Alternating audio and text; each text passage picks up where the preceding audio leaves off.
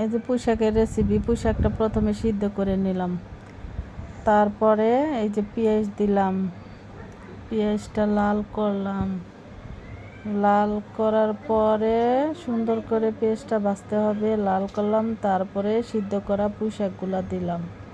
পুঁইশাকটা লাড়তে হওয়া পর্যন্ত লাড়তে হবে পুঁইশাকটা। এই যে আমার পুঁইশাকের ফাইনাল লুক। পুঁইশাক এখন ভাজতে হবে অনেক টাইম নিয়ে। পুঁইশাকটা ভাজতেছি, ভাজা পরে ভাজা হইলে পুঁইশাকের ভাজি শেষ হয়ে যাবে। এই যে পুঁইশাকটা নাড়াচাড়া করতে হবে যতক্ষণ না হয় এই যে পুঁইশাকের এরকম কালার আসছে পুঁইশাক ভাজি। এই যে ফাইনাল লুক পুঁইশাকের। সবাই কমেন্টস করবেন, শেয়ার করবেন, লাইক দিবেন, পেজটা ঘুরে আসবেন। আল্লাহ হাফেজ।